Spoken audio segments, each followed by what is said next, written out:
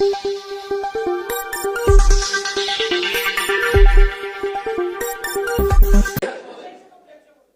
संदर्भात कायदेशीर पडताळणी आम्ही केली आणि असं लक्षात आलं लॉ अँड ज्युडिशरीनी, कारण याच्यावर MCOC लावण्याच्या संदर्भात आम्ही प्रस्ताव मूव्ह केला होता।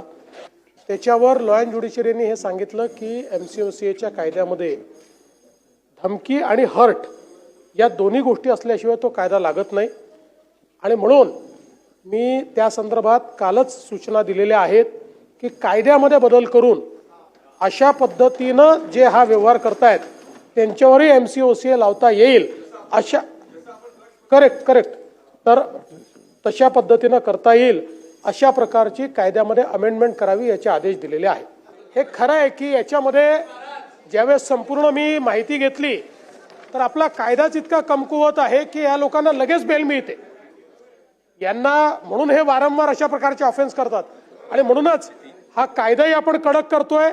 MCOC खाली देखील हा गुटख्याचा सगळा व्यवसाय आणतोय आणि आपण जे सांगितलं भिवंडीच्या संदर्भात आपल्याकडनंही माहिती घेऊ आणि इतरही ठिकाणून माहिती जमा करून स्पेशल कारवाई भिवंडीत करण्यात येईल। मागच्याच काळात ड्रग्सच्या संदर्भात आपण मकोकात तरतूद केली आहे, आता त्या संदर्भातली कारवाई सुरू झालेली आहे। आपण MPD आणि मकोका या दोन्हीमध्ये त्या संदर्भातली कारवाई करतो, त्यामुळे तिथे आता कायद्याची अडचण नाही आहे।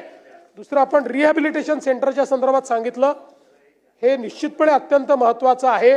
या संदर्भात विशेषतः मुंबई किंवा MMR रिजन सारख्या महानगरांमध्ये आजही आपल्याकडे क्वालिटी रिहॅबिलिटेशन सेंटर नाही आहेत, त्यामुळे जरूर या संदर्भात पुढाकार घेऊन अशा प्रकारचं सेंटर आम्ही सुरू करू।